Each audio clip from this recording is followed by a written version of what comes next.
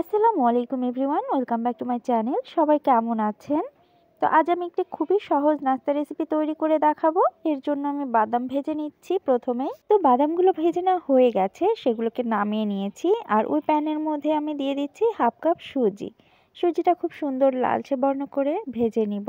আর হ্যাঁ, সুজিটাকে কিন্তু লো আঁচে ভেজে নিতে হবে। সুজি অল্প ভাজা হয়ে গেলে এর মধ্যে দিয়ে দিচ্ছি হাফ কাপ চিনি। যতটুকু সুজি দিয়েছি ততটুকুই চিনি দিয়েছি। চিনিটা এখন খুব ভালো মতো সুজির সাথে মিশিয়ে নিচ্ছি। একটু পরেই কিন্তু চিনি গলে ক্যারামেল হতে ধরবে, তার আগেই এর মধ্যে পানি দিয়ে দিচ্ছি। তো আমি যতটুকু সুজি দিয়েছি তার ডাবল পানি দিয়ে দিচ্ছি। সুজি হাফ কাপ দিয়েছি, পানি এখানে 1 কাপ দিয়ে দিচ্ছি। আর এই কাজটা কিন্তু শুরু থেকে শেষ পর্যন্ত লো আঁচে করে নিতে হবে। পানি দিয়ে দেওয়ার কিছুক্ষণ পরেই কিন্তু সুজিটা টেনে আসবে। এর মধ্যে দিয়ে দিচ্ছি কোরানো নারিকেল। এখন সবকিছু ভালোভাবে মিশিয়ে নিচ্ছি। মিশিয়ে নিতে নিতে ডোটা শক্ত হয়ে আসবে। আর এভাবে অনবরত নেড়েই যেতে হবে, নাড়ানো থামানো যাবে না, তাহলে দলা পেকে যেতে পারে। নাড়তে নাড়তে এক সময় এটা ডোতে পরিণত হয়ে যাচ্ছে। এই সময় কিন্তু চুলার জালটা অফ করে দিতে হবে। তো আমি চুলার জালটা অফ করে দিয়েছি।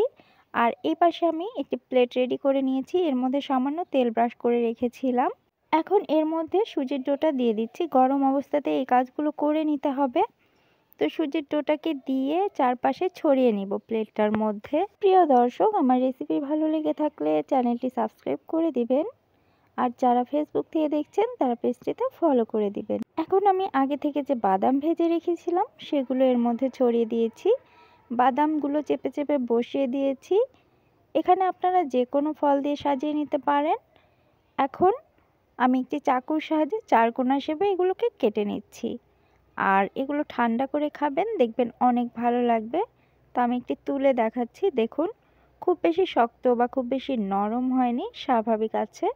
এভাবেই নর্মাল ফ্রিজে এগুলো রেখে 3 থেকে 4 দিন খেতে পারবেন। তো আজকের মতো এখানেই বিদায় নিচ্ছি। সবাই ভালো থাকবেন, সুস্থ থাকবেন। আল্লাহ হাফেজ।